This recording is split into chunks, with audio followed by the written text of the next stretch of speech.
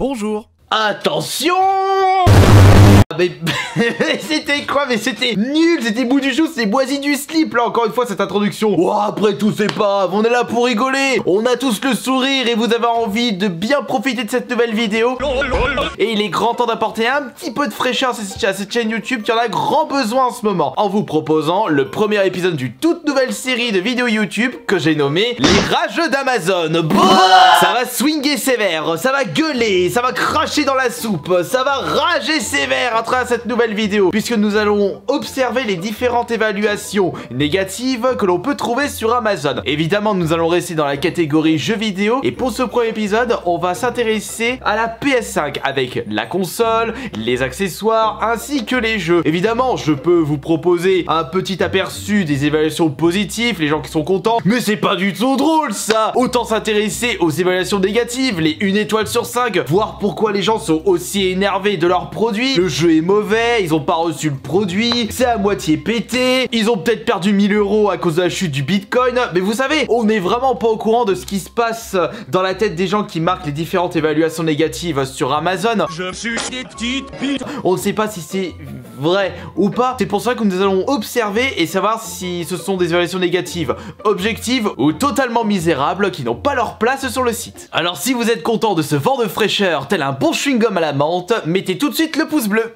Nous allons commencer avec l'accessoire le plus célèbre de la PS5, il s'agit de la manette. Oh, le DualSense, une grande qualité, une manette supérieure à la manette PS4. Il y a des personnes qui ont décidé d'acheter cette manette pour pouvoir l'utiliser sur PC, ou peut-être des personnes qui ont souhaité acheter une deuxième manette pour pouvoir jouer en duo sur la même console, mais les jeux proposant cette option-là, ça court pas les rues. Pour l'instant. Et en cliquant sur les évaluations 1 étoile sur Amazon, j'ai pu dénicher un bon gros nombre d'évaluations assez cocasses, voire très rageants. Me pas acheter, non mais non. Vous imaginez, le pauvre il achète une manette PS5 et se retrouve avec ce style de manette. Non seulement ça vaut pas 80 € et vous aurez du mal à brancher ça sur votre PS5. J'ai acheté cette manette pour jouer à GTA 5 et Rocket League sur PC, Windows 10 64 bits. La manette est reconnue mais ne fonctionne pas, 69 €. Tu fais un retour? C'est aussi simple que ça. Est-ce qu'on peut vraiment connecter la manette PS5 au PC? Personnellement, j'ai pas testé ça. Mais peut-être que c'est vrai. Manette PS5 inconnue au bataillon. Après l'achat d'une manette avec une semaine de retard, bon déjà le mec il a pas de peau, obligé de les contacter pour savoir que le colis est perdu. Je rachète donc la même manette et là on m'annonce que le colis est déposé au concierge. Sauf que j'ai une maison donc pas de concierge, juste une boîte aux lettres. Tu sens l'anguille sous roche ou la couille dans le pâté. Donc je ne sais pas quel bougre a pris la manette et s'amuse avec. Oh le pauvre. Mais quel bougre. Il y a eu vol de colis. Bah malheureusement faut juste faire pas mettre une évaluation négative, mais plutôt faire une réclamation sur Amazon et demander un remboursement. Franchement pas de peau pour ce mec. Nul. Ok, mais tu peux pas te donner un peu plus d'infos? Pourquoi ton achat est nul? Pourquoi cette manette est nulle? Pourquoi t'as pas reçu ton colis nul? Non mais c'est nul comme commentaire. J'ai reçu le bon emballage mais à l'intérieur c'était une manette PS4, ça fait cher la manette. Oh les boules. Oh l'arnaque. Oh non, ça franchement c'est les morts. T'imagines quand même, t'achètes une manette PS5 et tu te retrouves avec une manette PS4. C'est vrai que c'est pas le même prix et pas la même qualité. Ah attention parce qu'il y a beaucoup de personnes qui préfèrent la manette PS4 plutôt que la manette PS5. Maintenant nous allons passer au premier jeu de cette vidéo, c'est Marvel Spider-Man Miles Morales. Un jeu sympathique mais hyper court. Tu le termines en 6 heures et que lorsque tu l'achètes 70 €, ça le fait un petit peu mal. Et à mon avis, je suis sûr que ça doit gueuler sur Amazon par rapport à sa durée de vie ou le fait qu'il soit trop ressemblant au Spider-Man sorti sur la PS4. Enfin je suis nul, je l'ai aussi sorti sur PS4. Arnaque. Oula, Arctic est arrivé nous emballer surtout sans jeu à l'intérieur. Oh bordel le pauvre. Il a juste acheté une boîte et il y avait un ticket de caisse crasse. Honteux.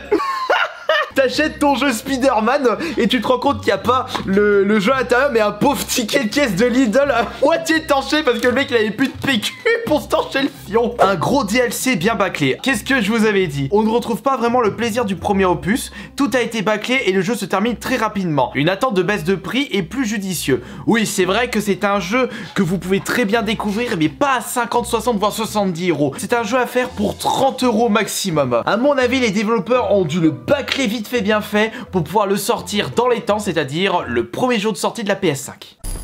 On va passer au meilleur jeu de la PS5 à l'heure actuelle, Returnal. Oh, quelle viande de premier choix, je me suis éclaté sur ce jeu. Il est immense, gigantesque, génialissime. Il faut absolument le découvrir et vous ne serez pas déçus de cette aventure. Mais il y a eu pas mal de tailles par rapport à sa difficulté. Voyons voir ce que disent les évaluations négatives sur Amazon. Aussi nul que la face moisie de Kirby 54.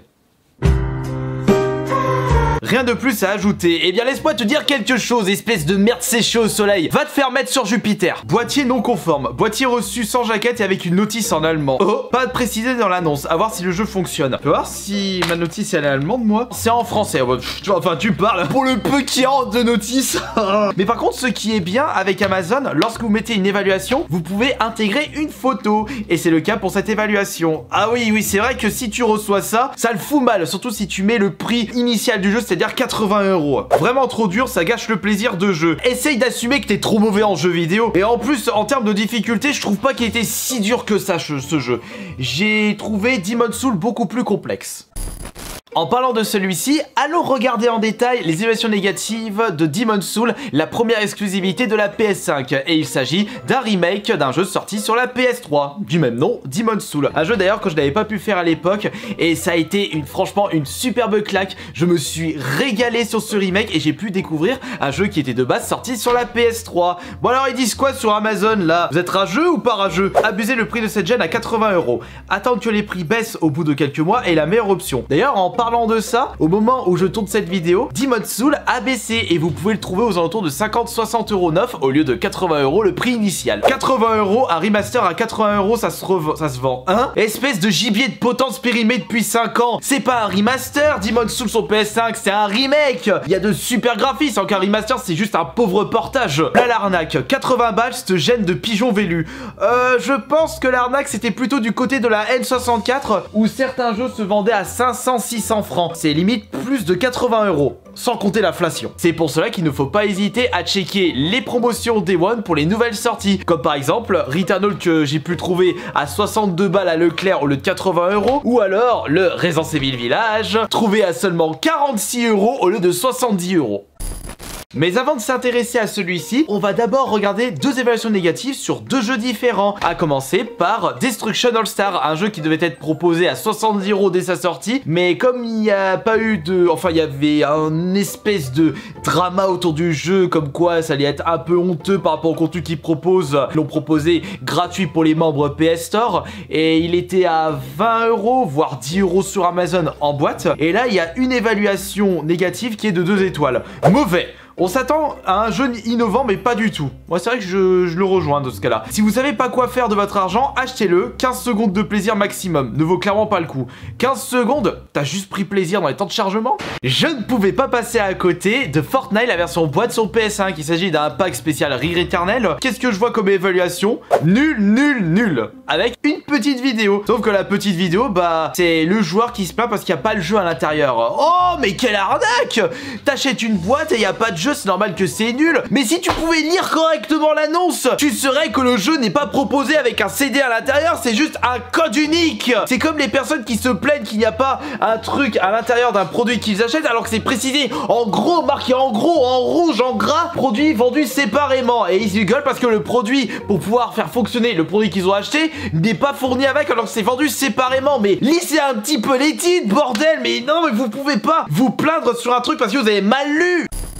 Allez, maintenant c'est parti pour le Resident Evil Village. Attention, on va pas s'intéresser aux évaluations négatives postées sur le jeu en édition standard, mais plutôt aux évaluations négatives sur la version collector. Parce qu'à un moment, pendant que j'étais en train de faire mes petites recherches, j'ai remarqué que la version collector s'était pris une sacrée rouste en termes d'étoiles. Vous allez comprendre que c'est un petit peu logique par rapport au retour des clients. Catastrophique, extrêmement déçu. L'article est arrivé en retard et surtout en piteux état. En plus, t'achètes un collector, il est vendu entre 300 et 400 €, tu reçois une merde qui ressemble à rien du tout, c'est sûr que tu vas gueuler dans tous les sens. La boîte du collector se baladait dans le colis, pas de protection type papier craft, alors que d'ordinaire il y en a. Les vignettes qui scellent la boîte collector sont décollées, le fourreau de la boîte est déchiré à plusieurs endroits avec des abrasions, des traces de doigts, et même une tache qui me paraît être du café. Eh ben on va regarder la photo en détail, fais voir à quoi ça ressemble. Ah oui, on dirait que quelqu'un a rayé la boîte en le posant sur son bureau. Oh cette tache complètement, faut le passer à l'ultraviolet, ça se trouve c'est pas du café. Tu reçois ça, mais tu gueules, surtout que si tu l'achètes au prix du neuf, à tous les coups, étant donné que la personne a reçu son article en retard d'une semaine, il se peut que c'est en réalité un retour d'un précédent client Amazon, et Amazon l'a revendu par derrière à ce client qui est en train de se plaindre. Et c'est de même pour ce deuxième client. Coffret abîmé honteux. Bonjour, pour la première fois, je me permets de mettre un commentaire. J'ai aussi reçu mon collector dans un état déplorable. C'est inadmissible, vu le produit des produits, et c'est assez régulier pour les collecteurs. Endroit déchiré et coffret ouvert, vraiment mécontent. Ah bah oui, regardez-moi le côté là. C'est ouvert, quelqu'un s'est amusé à regarder ce qu'il y a à l'intérieur. Mais comment ça se fait qu'on se retrouve avec ce genre de situation? Pourquoi il y a des personnes qui achètent des collectors, qui les ouvrent et qui les réapatrient, sachant que le jeu est tout de même à l'intérieur? Réfléchissez un petit peu. Je pense avoir trouvé la solution à cette énigme. Je pense qu'il y a des personnes qui achètent les collectors uniquement pour aller gratter les DLC. Ils récupèrent les DLC, les codes contenus dans ce collector, ils les récupèrent, ils les enregistrent sur leur compte PSN et après ils renvoient le collector. Mais ce que les gens ne savent pas quand ils achètent les collectors, c'est que les codes ont déjà été utilisés, et c'est pour cela que lorsqu'ils achètent des collectors, ça a déjà été ouvert. Enfin moi je vois ça comme ça. Merci beaucoup pour votre présence sur cette toute nouvelle série de ma chaîne YouTube, Les Rageux d'Amazon. Et si vous avez bien aimé, n'hésitez pas à mettre le petit pouce bleu sur cette vidéo et à me dire dans l'espace des commentaires ce que vous désirez pour la suite de l'aventure. On se retrouve demain pour la prochaine vidéo. C'était Astarion le Bon.